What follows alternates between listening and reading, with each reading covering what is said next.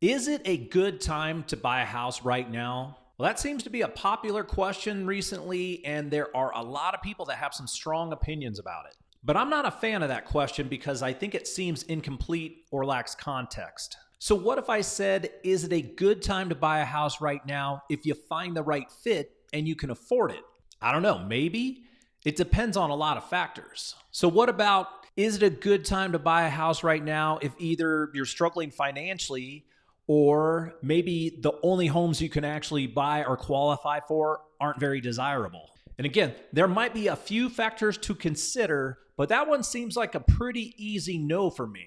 And maybe that seems pretty obvious to you as well, but the problem is the last question is the situation that the majority of people currently find themselves in. And a lot of people are trying to figure out what they should do and what the future holds. And then to make things even worse, the real question becomes, will things get better if you wait? Well, we're going to dive into that today and try to give you an objective and honest opinion. If you think that might be helpful, then stay tuned.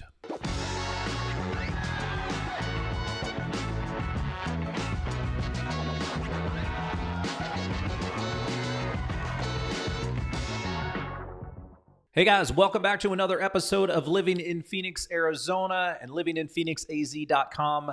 My name is Greg. On this channel, we discuss all the things that you need to know when it comes to moving to and or living in the Phoenix metro area, good, bad, or otherwise, including our current housing market. If that type of info is helpful for you, you know the drill. Subscribe, hit the bell, and get notified anytime we post new episodes. All right, so I really wanted to take some time and get into this today because it's such a popular topic and there is so much conflicting info. And just like you, I find myself trying to listen to multiple opinions out there because we find ourselves in uncharted territory. And as someone who is constantly receiving phone calls from people who are looking to make the move and trying to guide people in the right direction, I think it's incredibly important for me to not take that responsibility lightly and do my best to look at all of the data from an objective point of view. But let's take a look at some of the opinions out there that you might be seeing or hearing. Because on one side, you're going to find a group of people who will tell you now is the best time to buy, and it's just going to get more competitive and more expensive if you wait.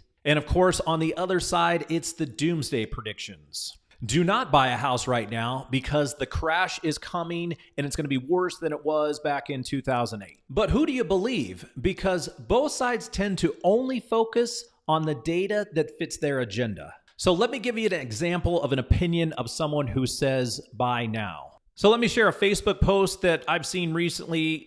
You guys might have seen some similar info as well. This is from another agent in Phoenix, but I'm seeing this kind of message a lot. So this one says the smart person will buy now. Lock in your price now because regardless of what the media says, prices continue to go up and will continue.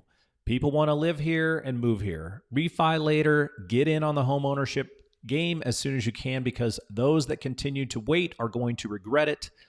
Those waiting for rates to go down will be competing against each other, and their money they saved while waiting will be eaten up by paying over list or over appraisal. Not much has changed in inventory levels since last month. A huge 46% decrease in inventory since last year. Buyers don't wait and realize 8 to 10% appreciation loss. I think there's a lot of things to talk about there. And my first impression is probably similar to yours. It seems very cringeworthy to me because there's a lot of info in that statement that seems very misleading. And it's a big reason why many people, can't stand and despise realtors. And that's coming from someone who is a realtor myself. And I would never put out a statement like that to clients that I work with. Now let me show you a clip of a popular YouTube channel that puts out very persuasive info regarding an upcoming housing crash. This deadly combination of rising interest rates and escalating prices has created a ticking time bomb, one that is just minutes away from a flash that engulfs the entire house of cards. With rates appearing to edge towards 8%, many are starting to wonder if this could be the knockout blow that people have been anticipating, the catalyst that finally bursts the massive global housing bubble. Now that's a small clip, but I think if you watch the entire video, I think most people would agree there are a lot of valid points that seem pretty logical. But here's part of the problem I have with these channels and some of this content. And if you go back and you look at some of the previous stuff, it is continuously the same message. People calling on a crash going back from, months ago, years ago, and none of it's happening, and people keep waiting for it. And that seems to be the same situation for all of the channels that focus on crash content. Basically, keep talking until it happens. And then you have to start to question whether these channels are truly trying to guide you in the right direction, or if they are trying to capitalize on fear-based content that gets clicks and pays a lot of money from ad revenue. So after looking at both of those, who can you really trust in all this?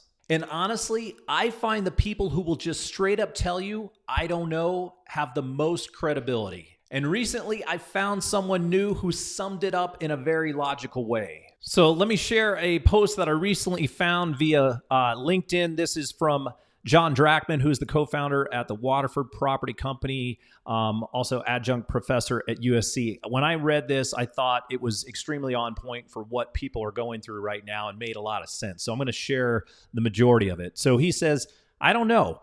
Why is that so hard for people to say?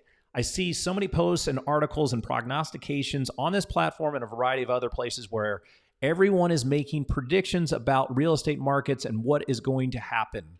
I feel like as soon as someone sees a big office lease signed, you see a post with, hey, look, everyone is coming back to the office. No one knows that. We can all make predictions, but right now it is next to impossible to have any certainty about anything. I've been asked the question, what I think is going to happen with the real estate markets, and my response is always the same. People who own office buildings are going to lose money. People with floating debt rate are going to lose money. And the industry is going to be very difficult with the lack of transaction volume impacting fees across the board. And then the question becomes, when does the market turn around? And my response is always the same. I don't know. No one does. I have a tongue-in-cheek response that says stay alive to 25, but that is more because at some point a cycle always turns.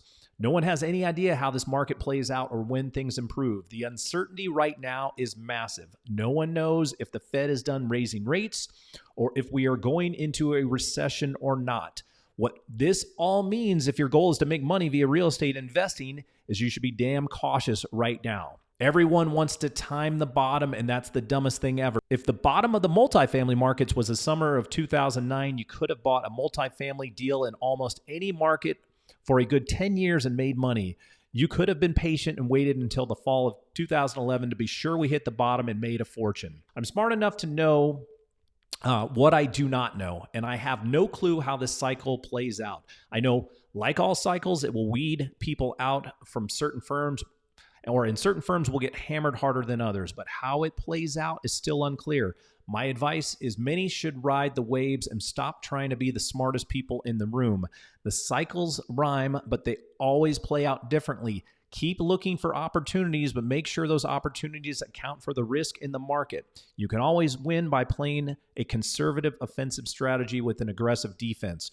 Remember also to never be afraid to say, I don't know, especially to your investors regarding the markets. It shows humility and is the smart thing to say in these periods, not a dumb thing. Now you can tell John's message was mostly geared towards real estate investors, but I think a lot of the things he talked about are good points that apply to everyone. So I'll ask the question again, is it a good time to buy right now? And for the majority of people, it might not be. And for another large group of people, it's just not even possible. But if you think things are going to get better anytime soon, i.e. lower interest rates and lower prices, I would caution you on that as well. Because for that to happen, we need to see a substantial increase in both inventory and also motivated and or distressed sellers. And there is enough data out there that just does not support that happening here in the near future. Will that change in 2024? Will we have to wait until 2025? Again, like John said, I don't know. All we can do is speculate. And at the end of the day, you really just have to decide what is best for you. I will say this, I feel like there are a lot of people right now who are waiting and preparing themselves to capitalize on a crash. But if that is truly the case, you have to wonder if a crash will actually happen. I'm going to leave you today with one last clip of a popular channel and a video that I feel has a lot of valuable info in it. So make sure to stay to the end and check that out. And then we want to hear from you as well. What are your thoughts on all this? Let us know down in the comments below. And if you want to have a one-on-one discussion regarding your specific situation to find out if buying a home here in Arizona is the right thing for you, that is what we're here for. So give us a call, send us a text, shoot us an email, however you want to get a hold of us. We got your back, and until the next video, we'll catch you later. And I want to tell you this, I want to address this. I understand that a lot of people are saying that home affordability right now is at record lows. I get that.